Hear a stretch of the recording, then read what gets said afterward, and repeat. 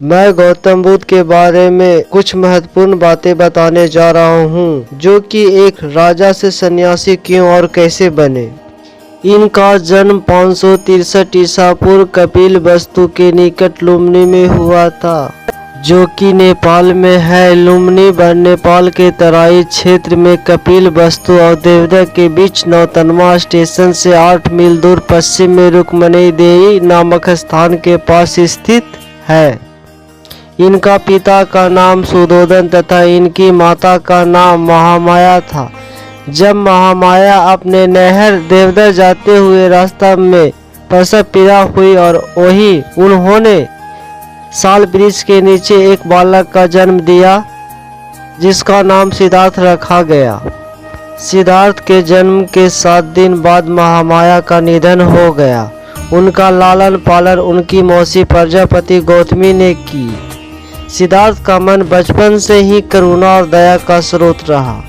इसका परिचय उनके आरंभिक जीवन के अनेक घटनाओं से पता चलता है। घुड़दौड़ में जब घोड़ा दौड़ाते और उनके मुंह से झाग निकलने लगता तो सिद्धार्थ उन्हें थका समझकर वहीं रोक देता और जीती हुई बाजी हार जाता। खेल में भी सिद्धार्थ को खुद को हार जाना पसंद था, क्योंकि सिद्धार्थ किसी को हराना और किसी को दुखी होना उसे नहीं देखा जाता था। सिद्धार्थ ने चचेरे भाई देवदत्त द्वारा तीर से घायल किए गए हंस की सहायता की और उसके प्राणों की रक्षा की।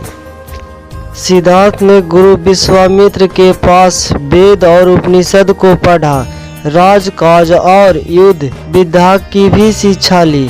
कुश्ती, घुड़दौड़, तीर कमान, रथ हाँकने में कोई उनके बराबरी नहीं कर पाता।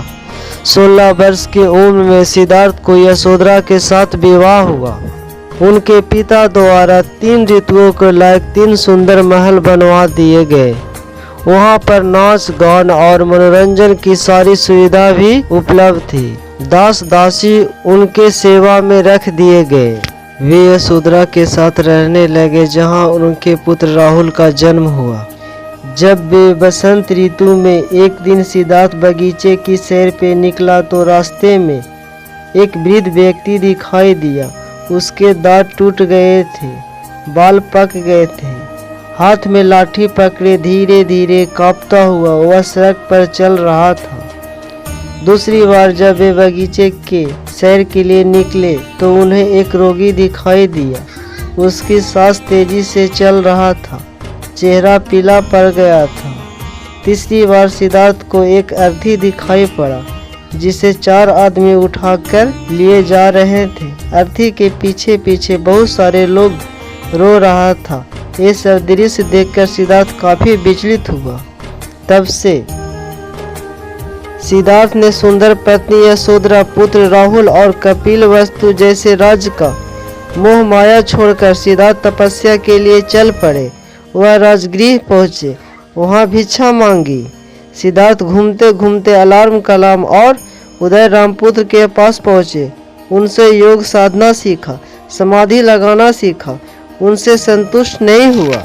उसके बाद सिद्धार्थ उर्वेला पहुँचे और वहाँ पर तरह तरह से तपस्या करने लगे। सिद्धार्थ ने पहले तो तिल चावल खाकर तपस्या शुरू की, बाद में कोई भी आहार लेना बंद कर दिया, जिसके कारण सूख गए और वे काफी पतले हो गए। 6 साल बीत गए तपस्या करते हुए। सिद्धार्थ की तपस्या सफल नहीं हुई। एक दिन कुछ स्त्रियां तपस्या कर रहे थे। उनका एक गीत सिद्धार्थ के कान में आ पड़ा, बीना के तारों को ढीला मत छोड़ो, ढीला छोड़ देने से उनका सुरीली स्वर नहीं निकलेगा, पर तारों को इतना भी मत कसो कि वे टूट जाए। वह बात सिद्धार्थ को अच्छा लगा। वह मान गए कि नियमित आहार से ही योग सिद्ध होता है। बुद्ध के प्रथम गुरु अलार्म कलाम थे, जिनसे उन्होंने संन्यास काल में शिक्षा प्राप्त की। वह 34 वर्ष की आयु में वैशाख पूर्णिमा के दिन सिद्धार्थ पीपल वृक्ष के नीचे धन्यास थे। बुद्ध ने बोध गया के निरंजना नदी के तट पर कठोर तपस्या की तथा सुजाता नामक लड़की के हाथों खीर खाकर उपवास तोड़ा। उसी रात को धन्यास लगाने पर सिद्धार्थ की साधना सफल हुआ। तब से सिद्धार्थ बुद्ध कहलाए।